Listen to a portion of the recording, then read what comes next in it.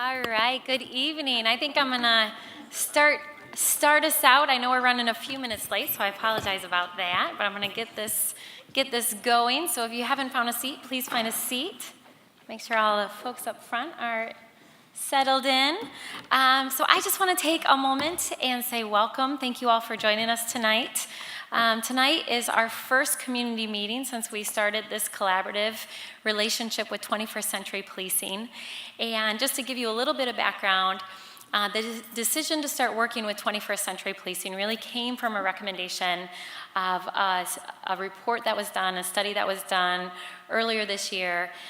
It was a traffic study where we found that in our city there were that there were significant disparate outcomes in stops, so in traffic stops. And from that report, there were a number of recommendations, and one was to identify a group to work with us, a consultant to work with us to look at police practices and policies and look at what we can do to eliminate those disparate outcomes, those disparate stop outcomes. So I want to give a huge shout out to our city attorney who took the lead on doing research and identifying a consultant group for us to work with at the city. And then I want to also recognize my colleagues who are here with us tonight. I feel like this is really loud, so I'm going to back up a little bit. My colleagues who are with us tonight, I have a number of commissioners, Commissioner Kelly from the 2nd Ward and Commissioner Jones from the 2nd Ward, Commissioner Lanier from the 3rd Ward, and Commissioner Allen from the 3rd Ward. And then also our city manager, Greg Sundstrom, is with us tonight, who has also been incredibly instrumental and active in this process. So Greg, thank you for your leadership and your work as well. To kick us off tonight, I want to say just a couple things, and that is tonight is an opportunity to really set the stage for making sure that we have really good open dialogue and communication with the community as we work through this process with the task force. The members of the task force you see up here sitting, I'm going to introduce them in a minute. They've been actively working for several months now to look at these policies and practices, but also work in partnership with the folks from 21st Century. And so I want to thank them for their time and for their willingness to serve. And so they will be giving regular updates about the work that they're doing. So I want to take a minute and introduce them to you tonight, but also just personally thank them for their service. We're asking a lot of them. They're spending a lot of their time, and we really appreciate that, both the members from the community, but also the members from our police department. So we're really intentional about bringing together individuals from the community as well as individuals from our police department to work together with 21st Century Policing. So I will have to have them stand since they don't have name tags up here. So Marcus Bean.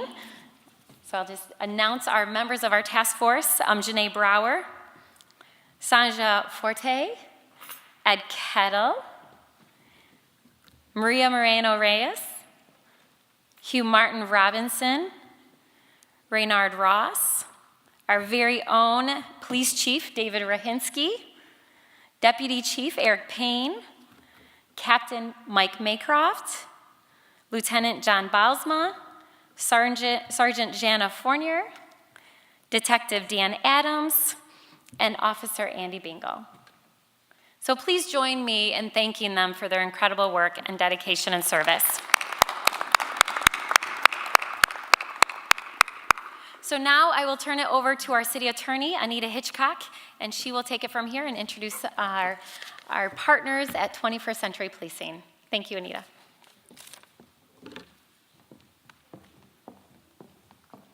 And allow me to welcome you as well. Thank you for being here. And thank you also to the task force group. I have to say this has been a very exciting endeavor. And to be in the room with them and hear their robust discussion, and let me say respectful, robust discussion has been awesome. I truly believe at the end of this, we'll have some great outcomes. And so my task is to introduce the 21st Century Policing Solutions, LLC. For those of you that didn't hear originally when we selected them, we looked at 17 policing companies, expert policing companies around the country. And at the end of the 17, 21st Century CP rose to the top. They're also the company that did the task force group appointed by President Barack Obama. And so they come with great expertise. They know best practices. They've been from around the country. They've been assigned to some major cities around the country to help them through these processes. And so we're very honored to have them here to help us in our journey to improve our community police relations. And so today we have, oh, there he is over there. Today we have Chuck Ramsey. Mr. Ramsey has nearly 50 years of law enforcement experience. He's commissioner of the 4th largest police department in the nation, with 6,500 sworn and 800 civilian members of the Philadelphia Police Department. He served as Washington, D.C. Police Chief and Deputy Superintendent of the Chicago Police Department, where he implemented the nationally acclaimed model of community policing called the Chicago Alternate Policing Strategy. I'm not sure if you want to come up, say anything. Put you on the spot there a little bit. Just a little bit. I just want to say that I'm very honored to be here with you this evening. I had never been to Grand Rapids prior to beginning work here, and this is a great city. You have an awful lot here that you should be proud of, including your police department, as well as your different communities here in Grand Rapids. And I'm looking forward to improving relationships between our police department here and the community that they serve. And so thank you for giving me the opportunity to be here. Thank you. And for those of you who didn't get one of these as you were coming in, get one of these, and it has the bios for all 5 of the 21 CP principles that we're working with. And it also has the bios of all of our task force group members. Also with us from 21 First Century CP is James Capo. He's our facilitator. He's helping us in this process, and we're very grateful for that. Mr. Capo is a long and distinguished career in youth work, education, substance abuse and crime, and violence prevention. He's a facilitator of the President's Task Force Group on 21st Century Policing. He's a founding president of Community Anti-Drug Coalitions of America, vice president and chief operating officer of the National Crime Prevention Council in Washington, D.C., president of the International Institute for Alcohol Awareness, and senior policy analyst for the Pacific Institute for Research and Evaluation. He's a founding partner of Strategic Applications International, LLC, and president of Servant Forge, an international nonprofit focused on leadership development in the nonprofit and government sector. Would you like to come up? Thank you, and I look forward to the conversation we're going to have this evening. And it's an honor for us to be working here with 21 CP and the city of Grand Rapids. I've been to Grand Rapids a number of times over the course of my career for different projects. And we work in a lot of different environments related to policing. Currently with 21 CP, we're working in Baltimore, Cleveland. We're doing projects in Seattle and Nashville. And I'm delighted to be in Grand Rapids. The issues that you're facing them head on up front and dealing with the kind of conversation that needs to take place between community and law enforcement before it becomes a more serious problem or more serious issue. And you're to be complimented and congratulated for this kind of effort. What we're doing this evening is having a conversation. In a few moments, I'm going to turn this around, and you're going to be invited to come up. And if you have comments or questions that you would like to ask the task force, after we do a quick review of the status of the task force, you'll be given 3 minutes. We're asking you to take no more than 3 minutes. I'll be circulating around the room, calling on people to come up as you have a comment. And feel free to direct questions to either any member of the task force that you would like. If you need clarification on anything that's been said, or you need to understand what the issues are. We will close promptly at 8:30, And so we are going to keep this as tight as possible. This is the third evening that the task force has met. We had a pre-meeting that began at 5:30 today where we looked at staffing and officer deployment in the city and how officers are deployed in what sections of the city. Our first meeting was an administrative meeting where we basically met to organize how often we were going to meet, how long we were going to meet, to get to know each other. The second meeting, we began looking at some of the issues, and the police department basically gave us an update of some of the changes they have made based upon conversation and dialogue with you. Some of the community meetings in different places and forums where you've had an opportunity to express concern, particularly over police profiling of minorities in police stops or traffic stops. And we got an update, a thorough update, on some of the changes they have implemented, and I'll be reviewing those very shortly here as to give you an update of where they are and how they've progressed. Tonight, we've sort of in the discovery phase. We're choosing topics where we're going to dig deep on the topic to understand police policy and procedures. One of the things that I want to stress tonight, this task force's mission or goal is focused on a very narrow scope of work, and that is to look at policies and procedures related to policing in minority communities and police profiling. We're not going to solve poverty or racism. We're not going to solve some of the big global issues that may contribute to some of that. And we're not going to deal with a lot of other areas within the department that may be addressed. The purpose of this commission and this task force is to look specifically at that narrow area around policies and procedures. What can we do as a department to reduce any racial profiling that might take place in a community? And that involves training, it involves recruitment, it involves ongoing training and in-service activities, it involves accountability, it involves community engagement. There are many facets to this issue, and they are looking at this task force is looking at all those issues. Throughout the process, they will be identifying recommendations. We're not waiting to the end of the task force work to implement recommendations. We'll implement them as soon as we possibly can. We will end the process with a complete report and a summary of recommendations that will be distributed to the community, and you're given the opportunity to respond to them. This is a transparent process. Every 3 months, we will be holding a public meeting like this to give you an update. But this group has already demonstrated an amazing curiosity around policy and procedure, trying to understand how the department works and to figure out a way forward that makes this already a good department, a great department. And we're confident that we'll get there in the process with the commitment of this group. So let me give you just a quick highlight of some of the things that the police department has accomplished or achieved. They have structured their analysis of what they're doing in the department around the 6 pillars of the 21st Century Policing Task Force.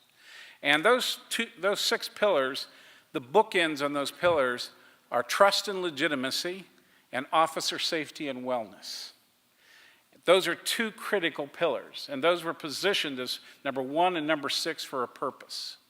That a city and a community deserves to have legitimacy and trust based upon procedural justice, which includes officers' operating in transparency, integrity, openness, be given an opportunity to have voice. The community has voice in that process. And so that first pillar is critical to building trust, so that you have all the information that you can get in order to make your own evaluation and assessment of how effective the community is. We place a lot of trust in police every day. We assume it's there. In this country, every day, there are 1 million contacts between police and community. And those contacts, 99% of them are positive. And the 1%, though, is what gets a lot of the attention. And we're going to focus on the procedures and policies that address those. One of the things that the department did under trust and legitimacy was they did new recruit training around unbiased policing and focused on ethics and de-escalation, and how to de-escalate a conflict or a crisis. And so unbiased policing has become a part of the training curriculum of the department. They have opened their office to open hours with the chief, regular media briefings, releasing reports and body cam footage, holding town hall meetings and public listening sessions, and participating in the policy review task force. So they're being transparent as they look at the policies and procedures. They changed as a result of a 2016 review. Policies resulted in changing a number of offenses from must arrest to officer discretion, giving the officer on the street the capacity and the ability, with support from the department, to make choices and decisions based upon the situation. Not one size fits all. Everything has context, and officers should be given the discretion to mitigate those circumstances. Positive non-enforcement activities. They've increased positive non-enforcement activities by creating a community engagement unit. The unit's primary mission is to increase community connectivity and recruitment of the department.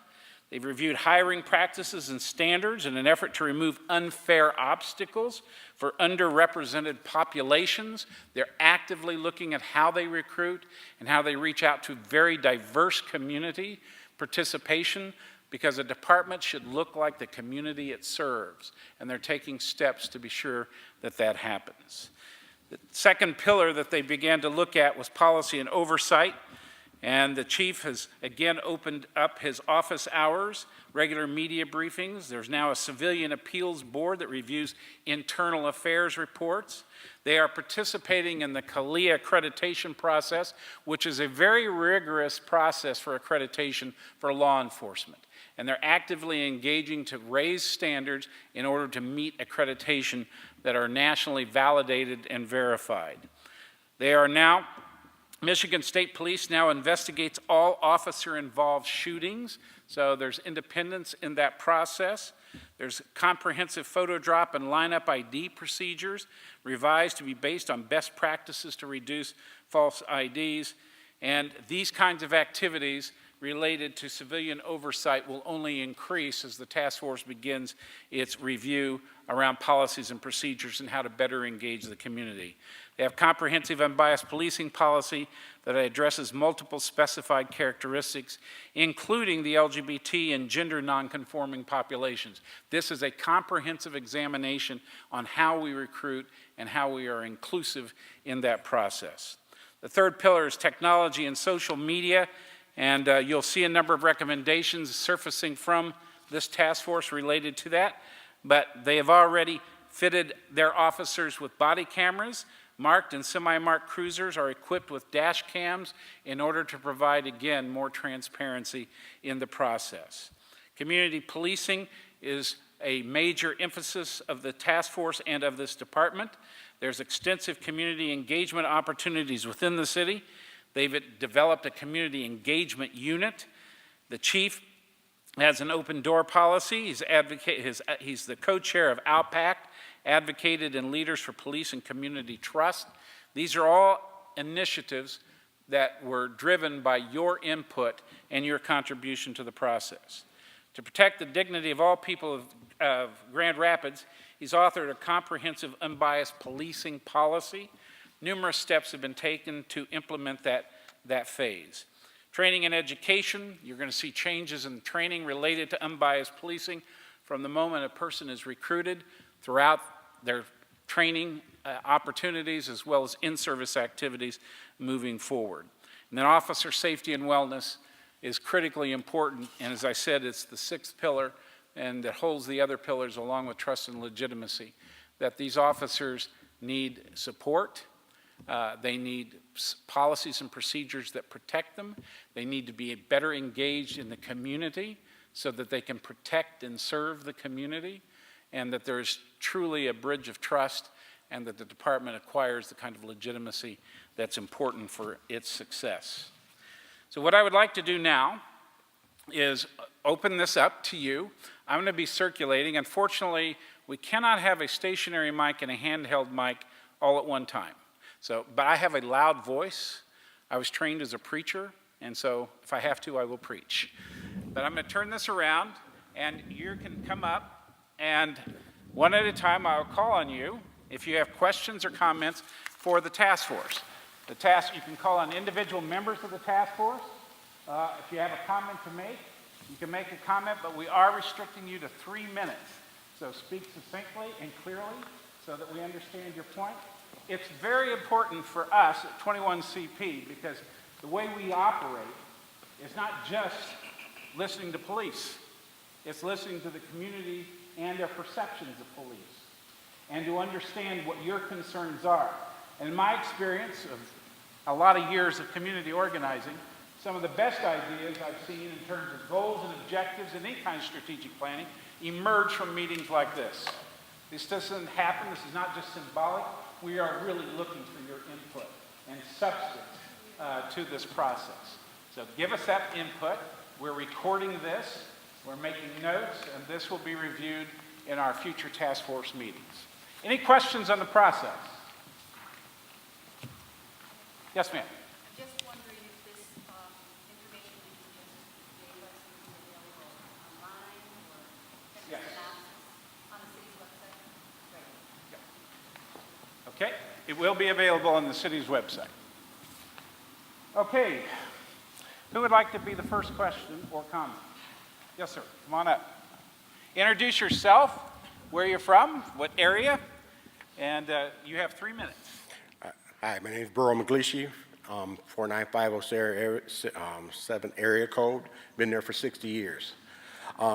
First, I want to thank the whole police department, as I'm proud everywhere I go to say that any person of color could walk through any neighborhood in the city of Grand Rapids, and for a city this size, that's amazing. Now, the only reason I'm here today is that there was 3 things that happened to me personally within the last 2 years. The first one, my wife had an accident on Oakdale and Madison. Police officer came. The woman was a Caucasian, and she had been drinking. He let her go, drive home, told my wife to get back in the car, and then there was a witness, and he told her, I didn't ask for your help, and let him go. So I addressed one of the sergeants from my neighborhood and told him the problem because I just let him handle it. I'm still trying to get my money back for my deductible because of that whole situation. That was the first thing. And I wouldn't have came down for yesterday. My wife took her car out. She has a little sports car. And every time she takes it out, she got to Madison, policeman followed her to Burton until he ran her plates. This happens all the time. Secondly, there was a young man that was urinating in the street during the daytime. This happened last week. I called 911. 911 said, was he black or Hispanic? He asked me this question. I said, no, he's a Caucasian. The police officers came, and one of the police officers said, I've been in the community for 27 years. I said, whoa, that's pretty good. I live across the street. I've been here for 60. I don't even know who you are. I would love to be able to see our police officers communicate with our residents more than just being in a car. He could walk the street, drop a card off, introduce himself. But if we don't know the people who are supposed to be protecting us, and I've been there 60 years and know none of them, then we have a problem as far as what communication and rapport we have with each other. So I would love to see policemen more on beats, walking, learning their neighborhood, other than just seeing them during problems. Because you guys do a great job. We respect you. This city ought to be proud of the job that you have done, but we still do have problems with the profiling. And the Hispanic community, I don't know how much time I have left, but the Hispanic community, we've been trying to get together for meetings. They're afraid to come out of their homes. I don't know why, but they won't come, they won't attend meetings, and this is a large part of our community. So if those things can be worked out, thanks. So, sure. So, sir, specifically for the purpose of your questions, I'd like to give you a business card, and I share my cell number consistently at these types of open forums.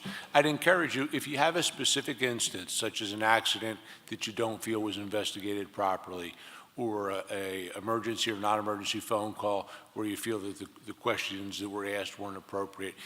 The sooner you can call me, the quicker I can resolve those issues. So I'd ask you to give me a call so we could discuss those a little more in depth.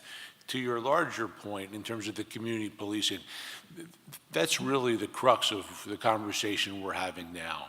So we've got a day shift of community policing specialists who really know their neighborhoods, know the people they deal with, and then we've got the bulk of our officers who, for the most part, respond to calls for service. What we're looking for is the capacity, and whether that means changing our paradigm or hiring additional officers, but to be able to get in those neighborhoods more in depth and to build those relationships based on trust. That is very capacity driven. Those things take time. So that is obviously one of the reasons we're here tonight, is to hear those types of comments, and the task force is working in that direction.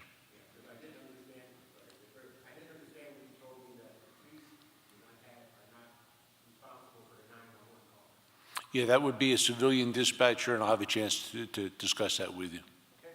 Thank you. Your name and address, if you My name is Tommy Watson. My address is 1030 Ada. I live in Ada. I'm originally from Muskegon, but I lived in Little Rock, Arkansas for over 20 years. I'm a former police officer in Little Rock, and policing is really hard. It's almost like teaching now. I was on the police force from the 80s to the 90s when we went from the community to the car back to community. And Little Rock, they started partnership with this group called the Robert Wood Johnson Foundation, Fighting Back. And actually from there, I got hurt, and what I did, I parlayed that into social work. But what I came in to say, one of the biggest problems is also rookie police, but it's also police burnout.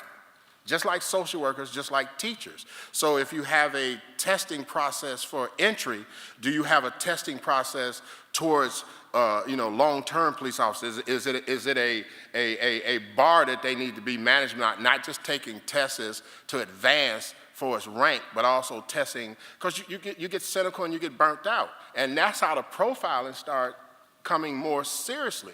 Because even when you go to rookie camp, when you see these pictures, they show you certain pictures, and you drill that in your mind. That's what I saw, and that's what I'm going after. So when I go on the street, I see the same thing. And then what we don't realize now is just like hip-hop.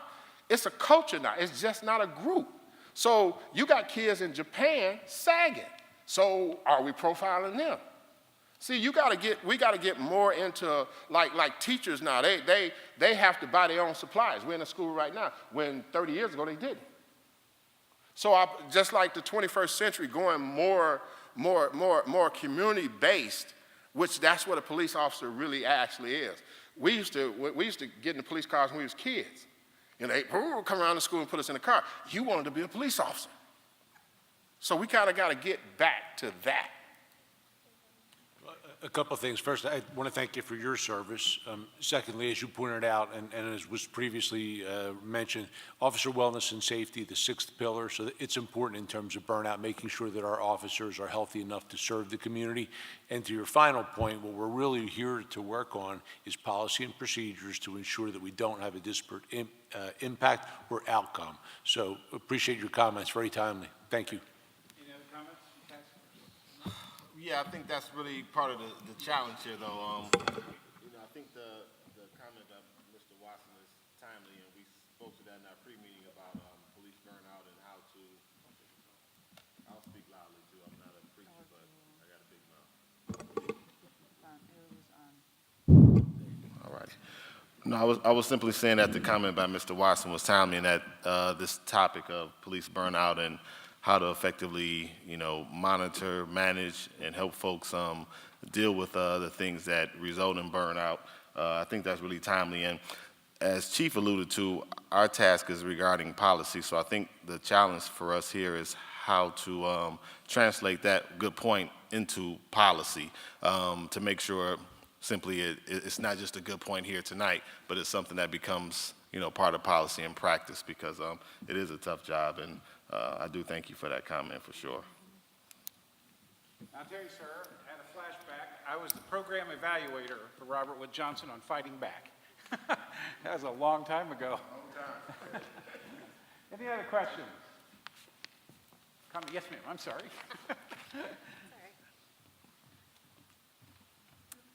My name is Jennifer Franson, and I live in Wyoming, so I'm not officially in Grand Rapids, but I care about my community. And I just wanted to say, I don't have a question but a comment. I just want to say how proud I am of my community, of you who sit up here serving, and as our community and our country set standards of valuing and respecting everyone and offering equal rights to everyone, you are all here investing your time in all of us, and all of you are here voluntarily investing. That is a greatness. No country is perfect, but the standards are beautiful, and I am so encouraged to see the beauty in this room and the people who have set this as a priority. And so I want to thank you, police, for making this a priority, for our city officials and for our volunteers, and you women who I met who juggle all kinds of things, but you know it's important to you also to be up here investing in all of us.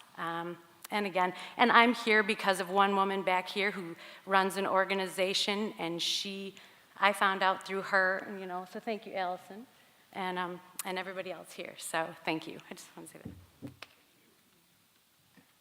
Comments or questions? Yes, sir.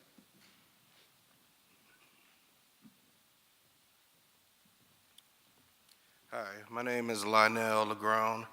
I live in Ward 2, Fulton Street by Diamond. I guess they call it East Hills now. Born and raised in Grand Rapids in Ward 3. My question is about the complaint investigation process. I understand that transparency is one of the focal points here. I'm concerned about this reluctance to engage civilians in the investigative process. If the ultimate goal is transparency, I understand that if there is a complaint against a police officer, there is some internal affairs protocol, some investigative process. So I guess the comment is kind of twofold. Number one, I'd like to know what is the reluctance if everything is okay, if you're confident in the investigative process, what is the reluctance with making that process transparent for the community?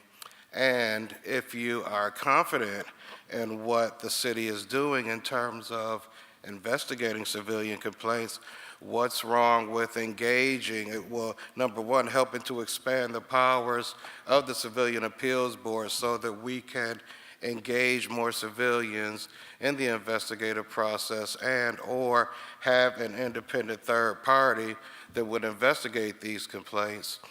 And finally, from what I understand, and Marcus, you know about this as a civil rights investigator, the investigative protocol utilized by the police department, if I understand it correctly, in its current form, is kind of inadequate in terms of best practices with regard to investigations. For instance, if you file a complaint with your organization, you have the complainant's complaint, then you have the respondent's responses to the complaint, then the complainant also has an opportunity to refute the respondent's responses. If I understand our police process correctly, the complainant can file a complaint, and if the officer says, I didn't do that, then the civilian then has no recourse to then refute that. So there are some issues with that, so I guess if we're confident in the process, can we make it a little more public so that civilians can have input? And if there is a reluctance to engage civilians in the full complaint investigative process, I'd like to know why or what would be done about that.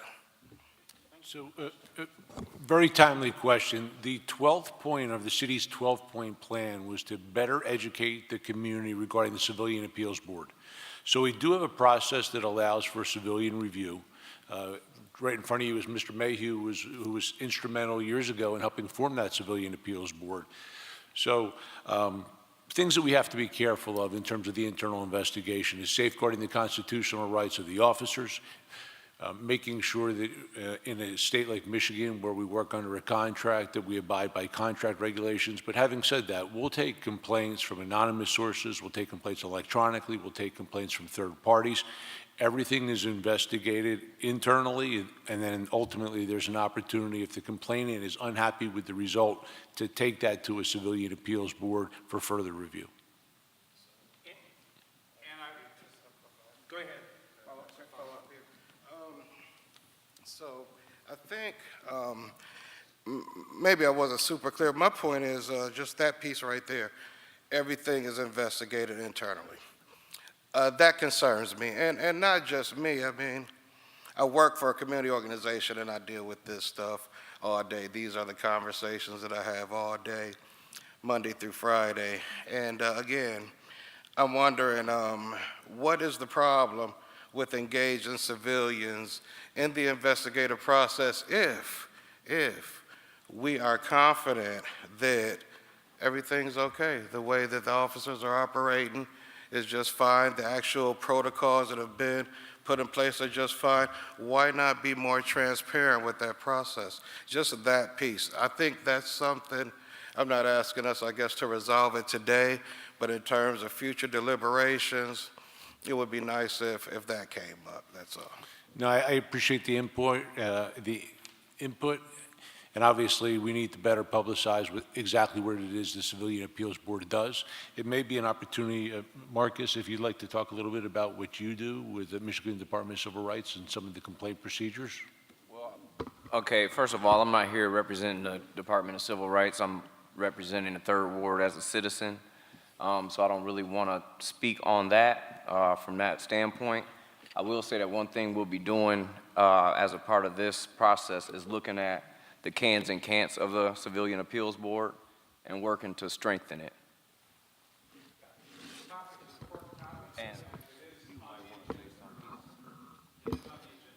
Yeah, and I just wanted to further comment. I had a conversation with Mr. Legron previous to us sitting down here, and I am on the Civilian Appeals Board at this point in time, which is a heavily underutilized board. And one of the things, actually, we were the 12th point in the city's 12-point plan, which gave us the task of figuring out how to effectively get information out to the community about how to use the Civilian Appeals Board. Now, obviously, we haven't been that effective because, you know, I would say in the last 12 months, we've only had maybe 4 different cases where we've had to meet and had to hear. So, you know, I think that within this process, that's one of the things that we've already begun to speak about. And hopefully, you know, at the end of this process, we'll have along with the Civilian Appeals Board, just have a clear understanding and get information out to the community as to how you can utilize this type of board, because I know that there are, you know, a lot of questions and a lot of different incidents that are going on in the community that are not brought in front of the board, and it needs to be utilized. It is one of the topics that's identified for further investigation, so I'm sure you will. Yes, sir. Yeah, hi, I'm Joe Marrogill with the ACLU of Michigan. I have a couple comments. I guess to the first pillar of trust to the police, I would say that the issue, the Josh Kuiper situation is a pretty good example of why I think there's very little trust in the police in a lot of communities. You know, when we see a prosecutor getting pulled over, clearly intoxicated, and then the police covering up his, you know, covering up his condition, where we know that would never happen if it was someone in a minority neighborhood or problems.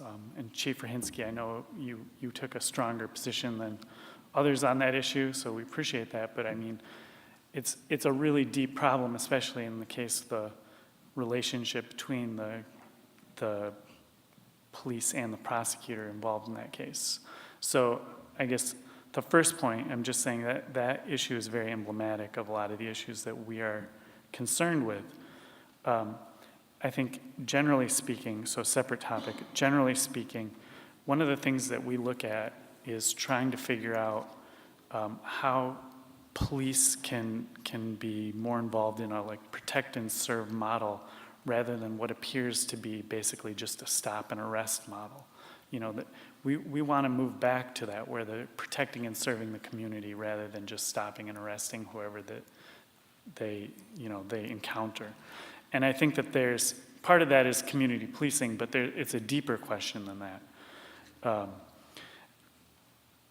One way that we've looked at trying to address that is by having more transparency in the budgeting of both the time and money that the police spend. You know, there is some transparency, but it's not full transparency, in which case, for example, when we ask for statistics on arrests, it's always focused, like all the arrests come in certain areas, certain demographics.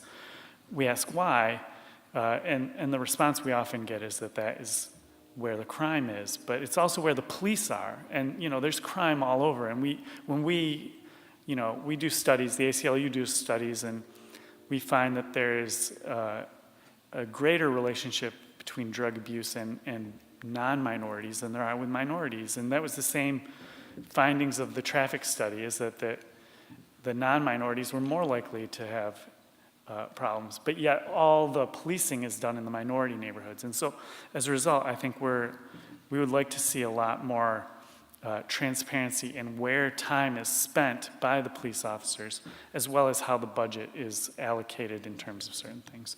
The last thing I would say is that we, as you know, we are happy to provide our resources and help where we can. So, thank you. Well, and we appreciate the service that the ACLU provides us. Maybe everyone doesn't know, but the city, to their credit, drafted a city policy that requires any new technology that we adopt within the police department to have a thorough public vetting. That was the 10th of our 12 policies. So that was done with help through the ACLU. In terms of where we would deploy our resources, that's a question and a struggle that we're always having. So when we try to differentiate between is self-initiated police activity and police activity that demands a response. So when I look at things like firearm-related offenses, I can see that we're making progress by deploying officers in the areas that we've identified as hotspots. So in 2014, we had 362 firearm-related offenses, down to 314. 248 in 2016, and we're on pace for 241 this year. That's a result of you using intelligence-based policing. Tomorrow morning, command staff will meet with our crime analysts, and we'll take a look at everything that's occurred in the past week and everything that's occurred year to date, and then we'll take a look at several years. So we try to balance in terms of making sure we're not over-policing particular neighborhoods as it comes to discretionary patrol, but ensuring that we're where we need to be to ensure the safety of those residents.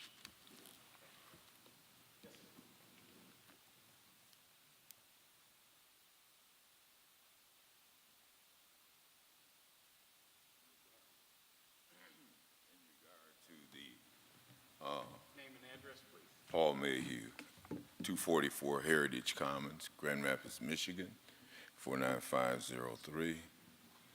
I was one of the persons that helped to shape the Police Review Board. We didn't complete the job. We know we didn't complete the job because we didn't get the investigative authority that we wanted when we stuck it out there. Now, the politics of what happened is that you have what you have because of a negotiated situation where the city commission ended up voting the Civilian Appeals Board in the way that they wanted as opposed to what we wanted. What we wanted was totally different than what came up, but then we got something. So getting something was better than not having anything at all.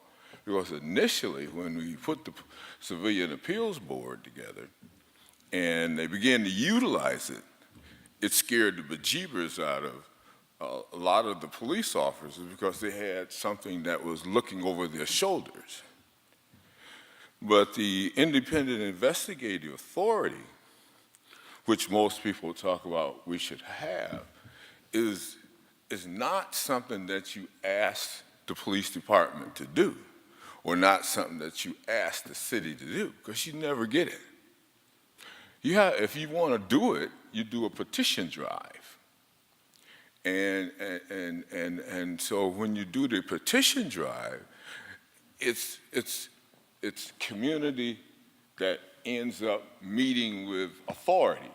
So now we have a different scenario because we're not hating each other, but then you want community to speak. So if community decides to speak, then community gets got to figure out, how do I go and put this petition together so that I can correctly go after the investigative authority? Otherwise, you won't get the investigative authority, because I would be foolhardy to give up my power and say, yeah, I'm the mayor, and I'm going to say you can have that.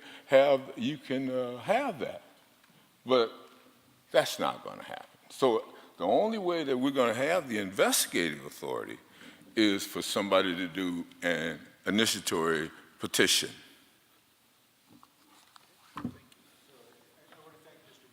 Mr. Mayhew, he served as a member of the Police Chiefs Advisory Team. He now sits with me on ALLPACT, and he's been a community asset for a lot of years.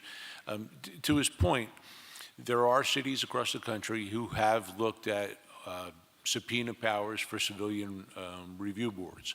We don't have that here. It would actually take a modification of city charter. At the crux of a subpoena is the ability to incarcerate somebody who ignores a subpoena. So it would be a big undertaking, and one that I would defer to elected officials and city attorneys in terms of if that's a discussion that merits further attention, or what exactly that would entail. Yeah. So that's basically what we were after initially when we went after the Civilian Appeals Board, the Police Review Board. And we did talk to the people in Chicago, Detroit, and Atlanta, because I had contacts there. And so we got the flavor of what they were doing. You know, in Detroit, they got a whole police commission, you know, which is really not as effective as what we have, because they're having a problem as well. But I think the most effective thing is for somebody to take the lead and say, let's put this together, and then let's deal with it from a negotiated mano-a-mano type situation. Thank you. Any other questions, comments? Yes. Hi, my name is Allison, and I'm a resident in Cascade. I know a lot of you. And I wonder about the community engagement unit specifically, Chief Rahinsky, if you could speak to first how the decision was made to create that unit and sort of who it's composed of. What exactly are they doing, and what results are you expecting? Are there benchmarks around that? And did it require additional funding to create that unit, and if so, where did that come from? Sure. The community engagement unit is brand new, so I'll defer in terms of giving you an answer regarding the results, because we literally are in the process of staffing that now. Having said that, it was formed with existing personnel. No new positions were required to get that started. What we wanted to do was bring our recruiting and our different community outreach under one umbrella.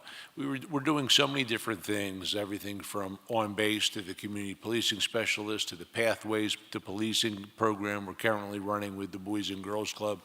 And we've had so many people who have pieces of our strategy. What we want to do is make sure that our strategy is holistic and that we're not missing anything, and that it's a coordinated response. So we put Lieutenant Maureen O'Brien in charge of that unit. She's building her team, and we're excited about the opportunity.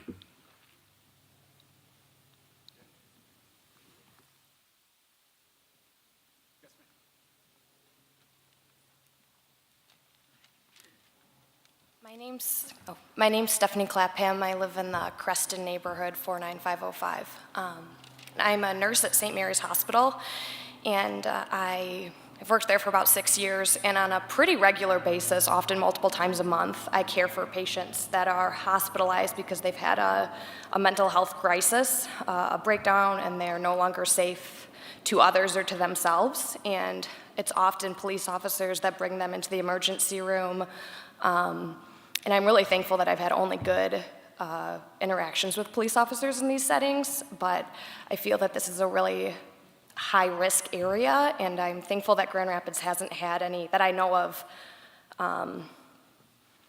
really unjust or high-profile cases, but I know other cities have, and I'm just curious, as a nurse, I've had extensive mental health training, and I don't expect police officers to have that training, but I'm curious what training specifically for patients, for community members with mental health, like what that training processes look like, and what kind of partnerships the police department has with mental health organizations and crisis centers and those kinds of things in our community. Does that make sense? I feel like I'm monopolizing the responses, so I'll give you a brief one, and then I'll defer to Sergeant Forner and Lieutenant Bilesman. So we work closely with Network 180. We're trained on crisis intervention. Officers, in terms of de-escalation, identifying people who are in the throes of a mental crisis and making sure that we get them the help that they need, out of recognition that arrest and incarceration is not the answer to most of those challenges.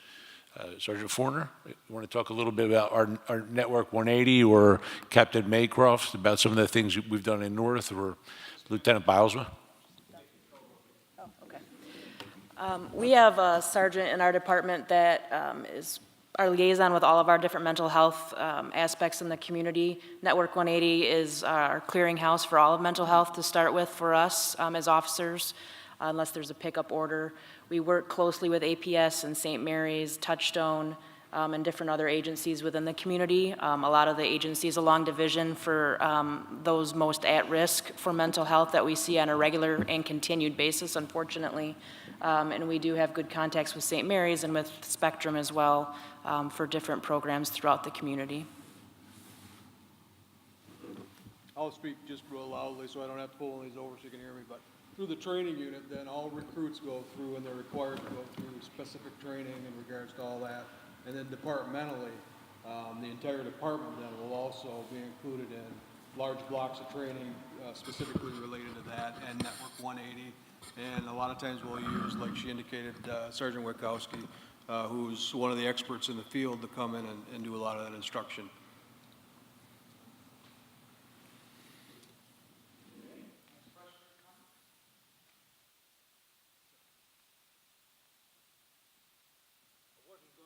Something came up and I couldn't resist. Hey, good evening. Pete Walsh, resident of the city since about 79. I'm also affiliated with the ACLU. I wanted to talk about two things. Number one, the Lamberth report. We're all on board with the Lamberth report in March.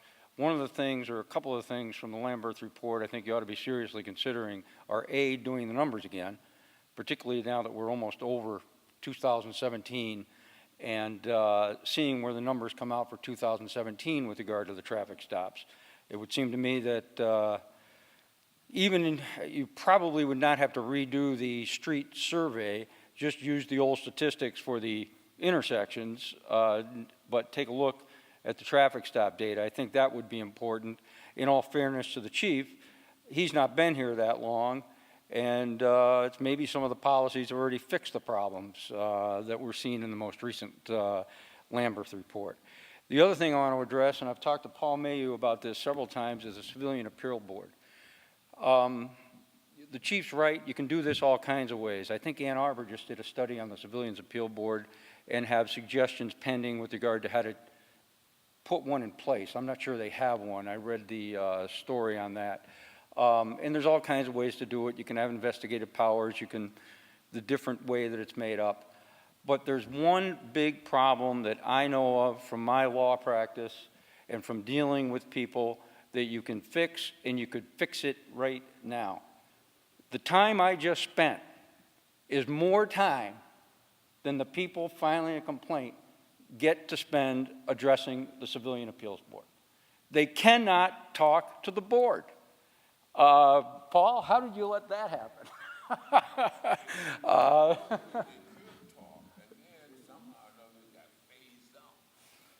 I don't know, but I got to tell you, from talking to people who've been there and who've come back totally unhappy, to put it mildly, is the inability to address the Civilian Appeals Board.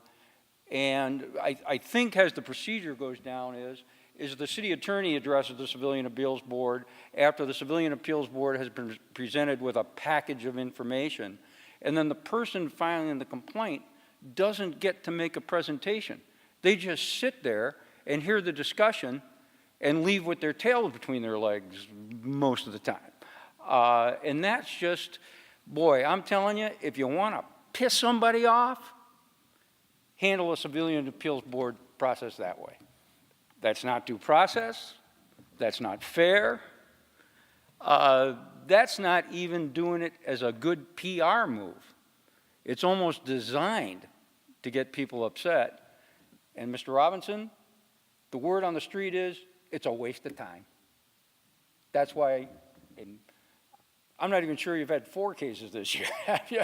It might not even be 4, but that's why you don't have any cases. Thanks.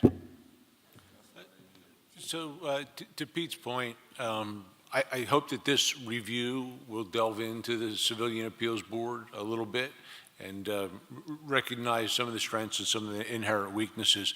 In terms of the traffic study, the anti-bias policy that we put in place this year, as well as the training component where we brought in fair and impartial policing to train all of our officers, in addition to the initial training that we underwent with Lamberth and Associates after the initial study was released.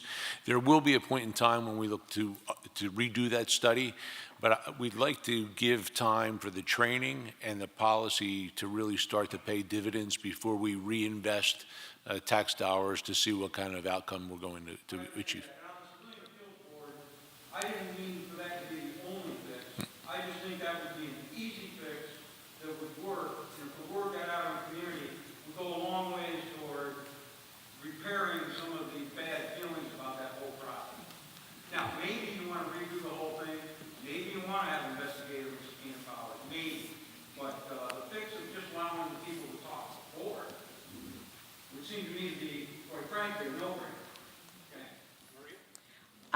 I didn't catch your name, sir, but Mr. Mayhew, I, Maria, am also part of the Civilian Police Appeal Board. And that is something that we are working on. I don't know if somewhere along the line we heard you, and we are working on that to make that happen, to bring that availability so that the complainant can come and present their case to us physically, not just from the reports that Internal Affairs did or the stuff that we may have on document from the investigation. So we are working on that. And, you know, I agree, Mr. Robinson said, you know, we haven't heard any of that. And you're right, if we are not allowing people to complain to the last people that would determine Internal Affairs did it right or the complainant is right, I agree. We need to have the complainant physically in the same room. We want to hear them, just the way we're doing today. We want to be able to hear from the person. So all of that is in the works right now. Hopefully, and I don't think we have a time frame, but we are working on our bylaws to make that happen. And we're working on that.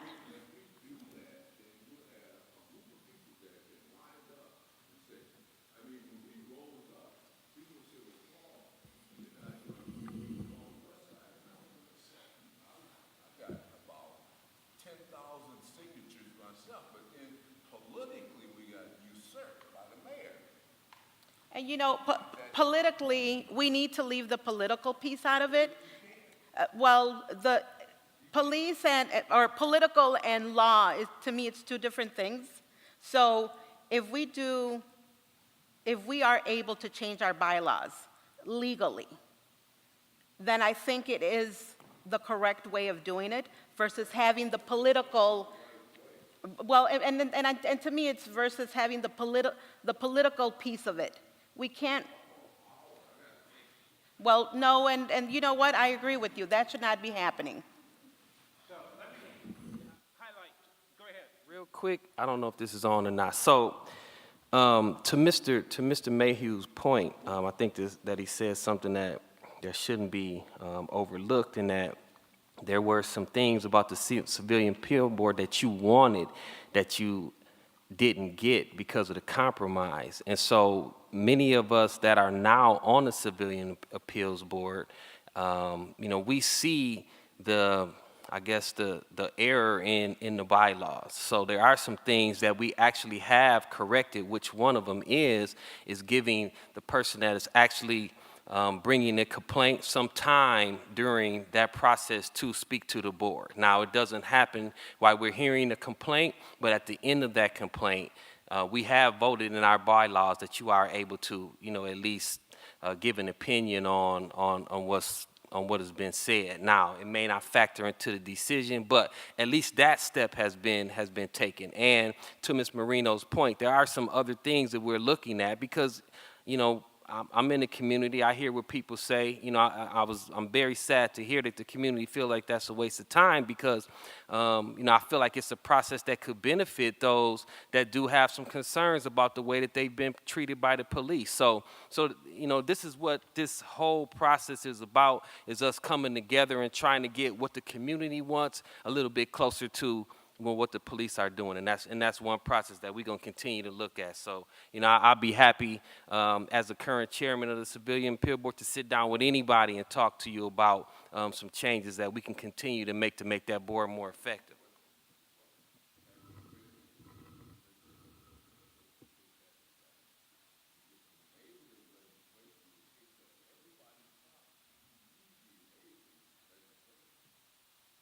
So, go ahead. No, I haven't. Okay. So just a quick update. Based on our conversation, I want to highlight our last meeting and our second meeting, the task force identified a series of topics that they felt needed further exploration. This is just a sample of some of the topics that we're going to be exploring. Recruitment and hiring policies, Civilian Appeals Board. That's going to be a major focus of the task force. They're interested in seeing where this goes, and obviously it's of interest to this group. How does the Grand Rapids Police Department use community policing models? Is it using it right, wisely? Is there other ways in which to approach it? Community survey, looking at the survey questions that were done. Staffing and employment, deployment, which is a topic we've been dealing with tonight in our pre-task force meeting. Reduce unintended negative impacts of policing on youth. What is the relationship of police to young people in the community? Training considerations, unintended consequences of non-payment of tickets, fees, and fines. Co-production of public safety between the community and police. And then strengthening data collection and release and information of data collection. Those are just some of the topics that this task force chose to look at to get at this issue in terms of their narrow mission and focus. And so I remind this group of those priorities because Civilian Appeals Board is clearly an interest to this group and it should be looked at. And this group is going to look at it. Other comments or questions? Could I say one other thing? Okay, sir. If you could look at the statistics on hindering and opposing, because that's a hotbed of violations on both sides of the aisle. Hindering and opposing, there's two types. There's one that's state hindering and opposing, and then there's local law hindering and opposing. And so it depends on what you get charged with. Sometimes you get charged and go to actual state prison.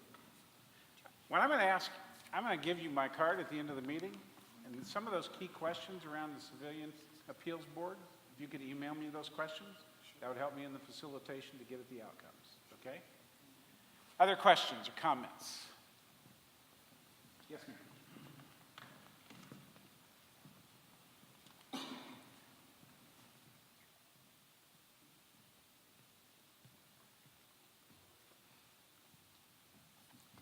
My name is Darlene Pearson. I'm a resident of Kentwood, but I work in the city of Grand Rapids. We were talking about policing and looking at the police policy and procedures. Some time ago, and I don't remember what year, but it was a few years ago, I was stopped in the area of, I think I was on Eastern and Franklin area. And I had myself, my ex-husband, and my daughter was in the back seat. Police officer stopped me, and of course he asked for my driver's license and my registration, which I was able to give him. But he also asked for the license of everybody in my car. My ex-husband gave him his license. My daughter was in the back. Well, she was probably about 14, 15 at the time, so of course she didn't have a driver's license. And my daughter is autistic. I'll make that point just because when we gave that to him, and I said, I questioned, why did you need everybody's license? Again, he just repeated it. We did it, but I questioned it. I really didn't get a response other than do what I say. A couple of weeks after that, I had some car trouble, and the state police came and was behind me, so for traffic safety reasons. And I mentioned to that officer what had happened to me, and she said, oh, that officer was just fishing. I've never heard of that term before. And so I asked some of my colleagues, and I work for an agency that for the past 28 years, I am the only person of color. So I wanted to have a perspective from someone else. And I mentioned what happened, and they looked at me like, what are you talking about, Darlene? And I go, well, that doesn't happen to you guys? And they said, no. So I was wondering, does the Grand Rapids Police still do that? Because my colleagues looked at me like they've never had that happen before. And then that troubled me. And I was very nice to hear your comments about dealing with the mental health people because, again, my daughter's autistic. And after that stop, it took me maybe 5 minutes just to calm her down because she was, Mommy, are you going to jail? When the officer went back to the car with our IDs. Mommy, are you going to, and autistic children tend to really take one little thing and they take it to another level. And so it took a while to calm her down. No, I'm not going to jail. And I had to keep doing this and keep doing this. But I was wondering, if that happened to me, is that common practice? Does that happen to a lot of people? Do people always, do everybody get stopped and whoever's in the car, do you have to give out your identification to everybody? Is that for everybody? Because again, my colleagues looked at me like I was speaking another language. So, also, let me say, because you told me I only had 3 minutes, that's just what happened to me. I wanted to know also, you talked about unbiased policing and you were going to start that. And I know that Grand Rapids and also Ottawa County was having some implicit bias training. I was not able to attend the one in Grand Rapids, but I did attend the one in Ottawa County. And I wanted to know what's the glue between unbiased policing and implicit bias training also. So to your first comment, I'd encourage anyone, if they have an encounter with Grand Rapids Police Department that they feel was not handled professionally, or that they've got additional questions about. We've had dash cams in our cars now for years and years, and we've implemented body-worn cameras for about the last year and a half. So if you have an instance like that, I would encourage you to give us a call immediately so we can sit down, we can review the footage, we can discuss it, we can speak to the officer, find out what other extenuating circumstances may have occurred for them to make the decisions they did. And if they made poor decisions, if it's a training issue, we need to address it. And if it's an issue where they made malicious decisions, then we need to address that as well.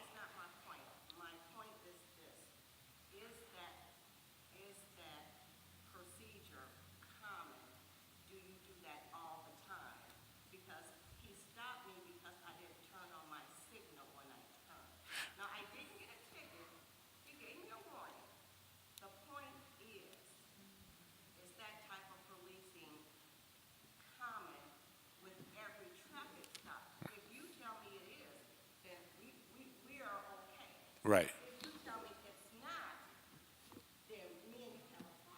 Well, and it's not. So we don't hire that way, we don't train that way, we don't supervise that way. So when our new hires are going through field training process, when we're auditing body-worn cameras, that's not what we train to.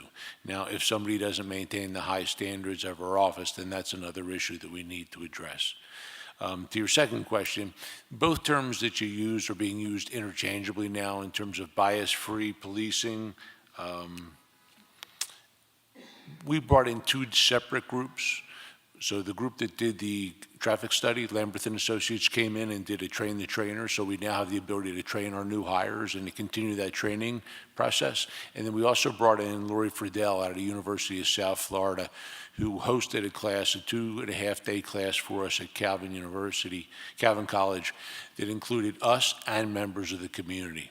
And that was really worthwhile because we got to hear not just police perspective, but we got to hear from community members, and the input we received was instrumental in helping us draft our anti-bias policy.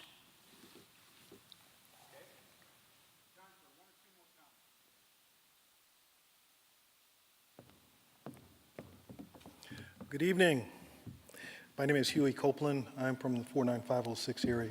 This question is for each one of the task members. And when you respond to this question, would you please tell us what ward you represent? And the question for you as task force members is, of those items that I think were identified were the gaps that you've addressed? Those are topics, yes. Those are the gaps you've addressed. Would you please tell me what are the top 3 priorities for the constituents in your ward and how they will impact the folks in your ward? Thank you. So, let's start here. I will go first.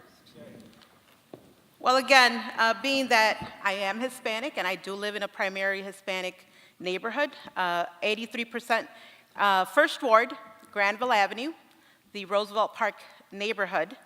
Out of these 5 pillars, everything is very important, but coming from other countries where police may be a crooked officer, a crooked everything, it is very important that we have the ability to get to know our police, because again, having all those issues in our countries, we don't see police officers as friends. So by me being here, I want to be able to be that bridge between my police department and my community. I worked for a community association, a neighborhood association, for more than 10 years.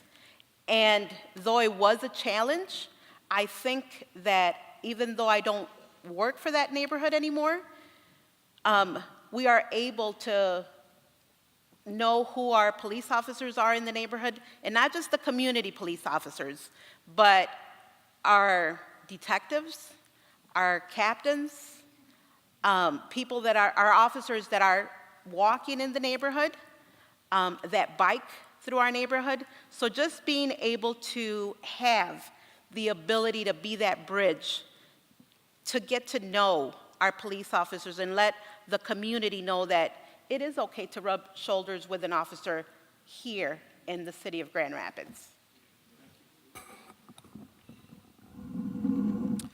My name is Sandra Forte. I am in the 2nd Ward. I think for me to attempt to answer your question as posed would be to do so in ignorance.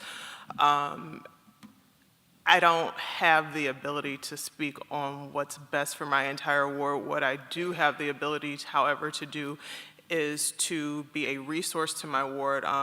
If you remember, a little while ago, we had the community chats where the wards, folks came out in the various wards and actually broke down that information. And so I think that part of my charge is to take that information and then what we're working with and to drive those concerns. So I wouldn't want to speak just off of the top of my head and say what I believe. I would actually like to reference what the people said they want. Hi, I'm Janae Brower, and I'm also from the 2nd Ward. I definitely echo those comments around not speaking for the ward. However, I do anticipate, outside of even having these conversations, hopefully being able to gather other times together and hear specifically from 2nd Ward residents, whether that's through other times that there are other events going on, or a number of different ways that I could get that. But I would say for me, I have a list of things that I've not only heard from people in the community, but also based on my own past experience working in different systems within the city, that one of my major issues is trying to understand more, of course, data, what's going on, really understanding data disaggregated by race in particular. But also really wanting to better understand how we can avoid criminalizing poverty, because I know it is a huge issue that even such one particular area of suspended or expired licenses, how often individuals are interacting with the police system because of just that, and then non-payment leads to warrants, it leads to other issues, and when then a police officer is engaging with a resident, there are these issues really around non-payment, and it's not about criminal behavior. And so that is a very high priority issue for me to address and see how we can go deeper on that. I also very much want to look at the systemic connections between policing and race, class, unemployment, opportunities, crime, and things like access to affordable housing, along with other basic needs, because we know that those are issues that can compound on each other. And I'm also very interested, because we have some really incredible consultants that have a real breadth and depth of knowledge from their own communities and at the national level. I really want to see some radically innovative policies, procedures, and things that other communities have taken on to have more equitable policing, particularly when in relationship to racial bias, racial profiling. So I'm very interested to continue to push and learn more about what are some of those new innovative things that we could do here in Grand Rapids. Thank you for the question, Mr. Copeland. Raynard Ross, I am representing the 3rd Ward. I've lived about ever since I've moved to Grand Rapids in 2001. And again, it is difficult, obviously, to speak for everyone, but I think we could all agree that some things are very important. Obviously, controlling bias. It's no secret that probably everyone in this room has some degree of bias, but I think it's important for us all to recognize how to manage that bias, particularly when you're in a service-oriented field like policing, where you come in contact with folks of all walks of lives. And it's important to really just control that bias. And I think one task that we have before us is identifying where there may be departmental practice or policy that makes it easy, for lack of a better word, for an officer to inappropriately exercise that bias. I think that's really important. I think it's also important, as many of us have alluded to tonight, to ensure that there's some appropriate oversight that has some community investment. So I think one of the things we need to try to identify how we can ensure appropriate oversight and avenues for the community to, for lack of a better word, police the police. You know, there is potential for error, obviously, with folks in whatever field you work in. So I think it's unfair to expect perfection across the board.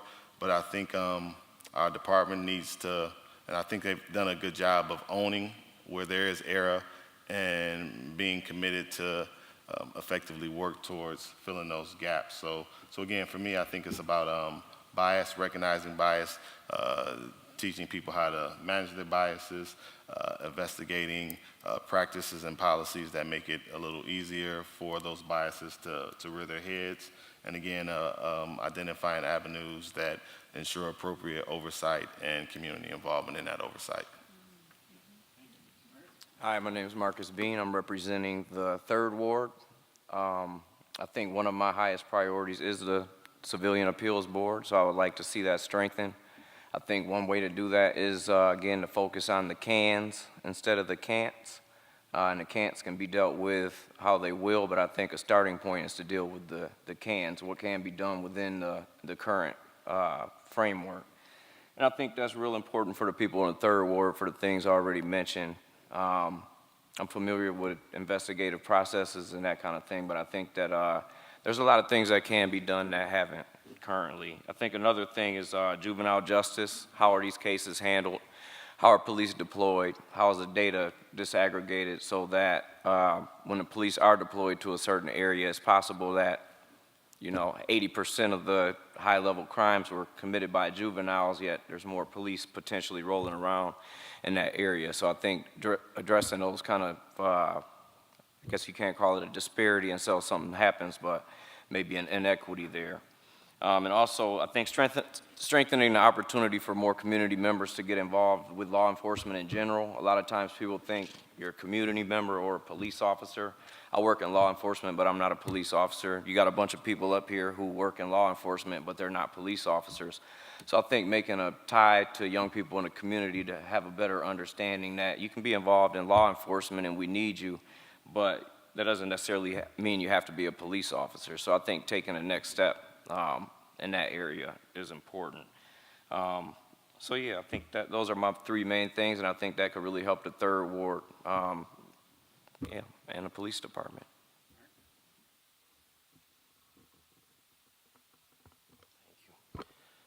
Hugh Myron Robinson. I'm also in a 3rd Ward resident. First of all, I'd like to say I fully support everything that my fellow 3rd Ward task force members said, as far as Raynard Ross and Marcus Bean. Right on. As far as what they want to focus on. I think it's very difficult to have 6 pillars and focus on 3 things.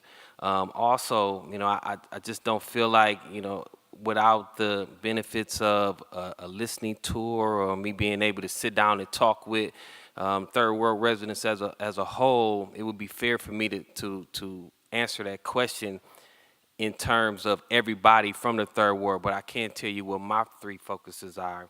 One, just the sheer number of police officers that's assigned to the 3rd Ward. That's been something that I've heard brought up many times. It seems as if there's a disproportionate number of police officers in that ward, which leads to disproportionate contact amongst the residents of that ward. So that's something that we definitely want to look at. My second thing would be community police relations, to include how police officers, their relationships with the members of the community, to include our juveniles. I know it's been some things that have come up lately that are very concerning to parents in the 3rd Ward, so we most definitely want to make that a focal point. And then my third thing would be racial profiling. We talked about the different studies that we've had dealing with GRPD. And we make no bones about we want some things to change as far as who they're targeting and the things that they're looking at when they do traffic stops and have different types of interactions with the public. So those are the 3 things that, again, and piggybacking off of what my other 2 3rd Ward compadres are saying. So I think with the 3 of us on the board and those 9 things that we're going to focus on, hopefully we'll get a chance to just address all the concerns that are necessary to move the task force forward. I'm Ed Kettle, First Ward. Our First Ward, by virtue of this study, is actually divided into two because of the way they manage police coverage and things like that. So I'm primarily representing the northwest side. And that's probably one of the fastest gentrifying areas in the city. We're inundated with college students and landlords trying to make a profit on those students. So a lot of our people are being priced out. And so it's really getting squeezed and compacted. And anytime you get squeezed and compacted, the focus on the negatives shine like a light. And so I know that, when we were talking about this earlier, I'm a West Sider, so I think it's something stupid to say, but, the West Side is now really the highest crime area in the city. And I'm going, yay, we're number one. It's just like, it's not a good thing. We can't be moving people around with the rapidness of the way it's going. And I think landlords are really overdriving our situations over there. And I'd like to get underneath that, but that's only quasi-police. But I'm a holistic thinker. I'm a logistical and not strategic, but tactical thinker. And so for my purpose on this board, I'm observing, and my questions are going to be based around the rule of law and based around the capacities, which we are lacking, and funding. The city of Grand Rapids does not have enough funding to do really what's right. And on paper, we've got it all figured out, but if you don't have the money, then that's going to be a big mistake. And part of that problem is at the state, because they've cut off so much funding to cities over the years. So there's all these problematic things that compound and end up on the street in bad situations. So obviously I'm a white guy. I'm bulletproof, old guy. And so I can't speak to the problems of being a black man in Grand Rapids by any stretch, but I can honestly tell you I do empathize with that situation. I delve into it and I try my hardest to understand it and sympathize with it. So I'm hoping to be pretty helpful on this board, but maybe from a slightly different point of view of more like the mechanics of it, less than the emotional part of it.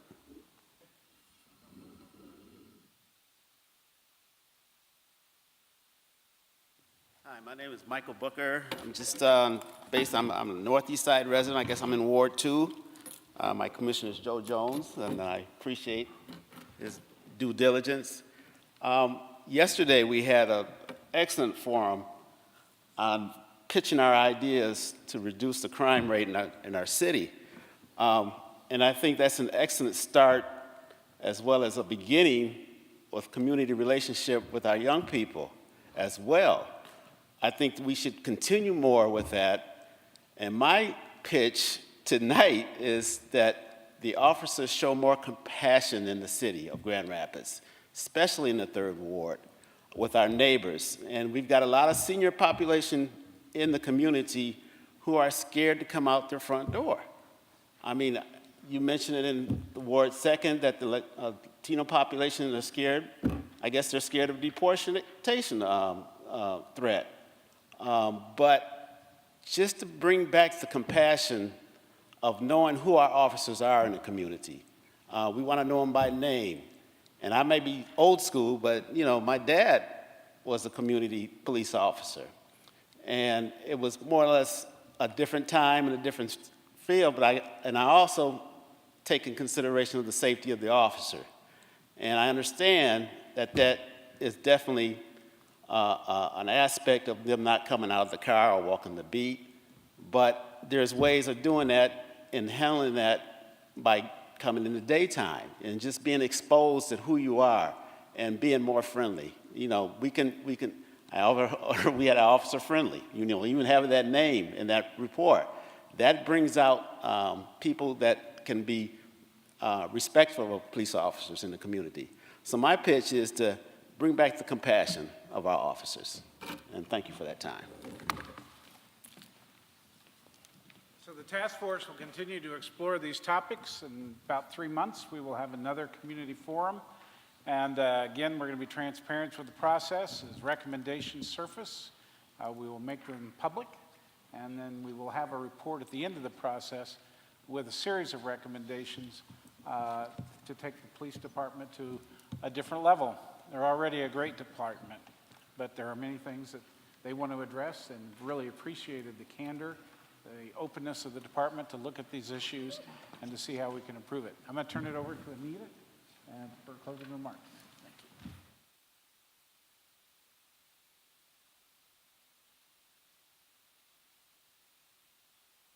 Request, and that request was they'd like to hear the policies that you're going to review.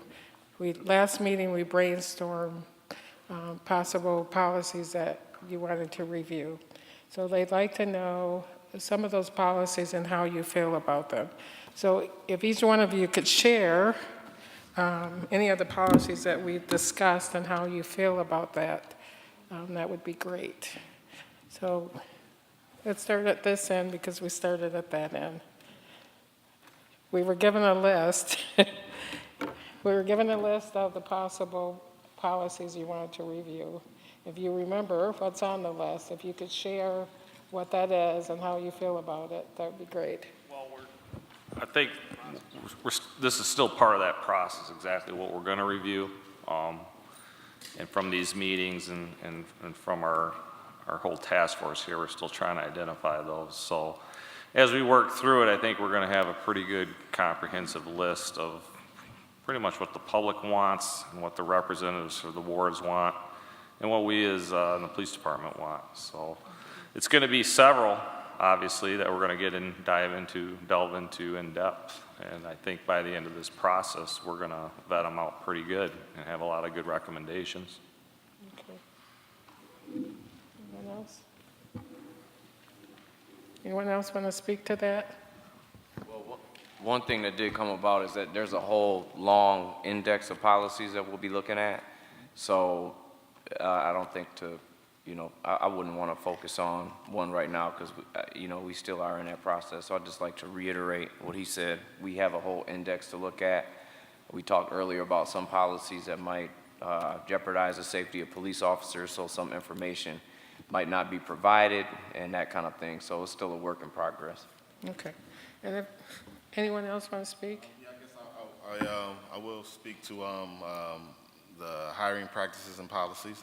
That's something that is important to investigate. Obviously, you're only as good as the people you bring on board. Obviously, there's a challenge right now where, unfortunately, policing isn't necessarily looked at as an ideal career. So the numbers really just aren't there to really have the selection that we as a community and as a department we would want. But still, nonetheless, it's important to look at how we're vetting people, what things do we value as important. The phrase warrior versus servant mindset has come up in our conversations, and and we all know that depending on the situation, you may need both. A person that has an ability to really protect, as well as you want someone who has a genuine desire to serve. So there is a quandary there, but in order to work through that, it is important to look at the hiring practices and policies, and I think that is one of the things that we will definitely begin to peel back the onion on, so to speak. Okay. Anyone else?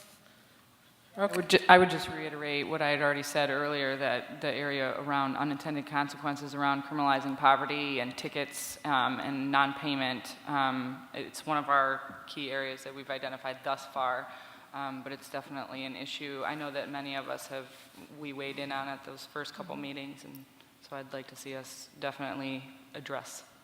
Okay. Anyone else? Okay. Briefly that I've been listening, and I hope this comes as some comfort, but everything you've talked about, not only was in the outline tonight, but everything you talked about virtually mirrors everything the conversations we've had on this task force. So it tells me that you guys are spot on, and I'm thinking we might be too. We're heading in the right direction. So I've just been entertained by the whole thing. I think it's great to have you here and telling us these things because it affirms our work and gives us a little boat to go, so. Just to wrap it up, because we're a little bit over time, the task force group has brainstormed a whole list of areas they'd like to cover. It's based on their input, but it's also based on the prior community and engagement sessions that we've had with you all. We have all of the questions that you've asked, and so they know what's important to you. So all of that will be taken into consideration. So here, this meeting was specifically to introduce them, to tell you what the purpose of the task force, and to tell you how they're going to function. The expectation, Mr. Koppel and task force group, is that the next meeting, that there will be 1 or 2 areas in which they have reviewed, in which they've looked at the best practices from around the country, and then they're making a recommendation. So please come back, bring other people with you, and so we will be expecting that report from them. We said from the beginning that this is an action task force group, so every time that they review, we report out. We're not waiting till the very end and coming back with 200 pages of recommendation. They're going to review, we're going to report out what the recommendation is. And if areas where it's possible, then the expectation is that we're going to be making changes as we go along. The other thing is that I heard a lot of concern about the Civilian Appeals Board. The task force group is going to look at that. Their first topic that they've chosen to address is staffing and deployment. And so instead of waiting to that point, I don't know that my police legal advisor is still here, so she might not be happy. But I'm going to commit our office to make that a high priority to look at the Civilian Appeals Board and how it's set up and what changes that we can make there. And so it'll be my hope that we can report out to you as well on what changes that we're going to make with the Civilian Appeals Board.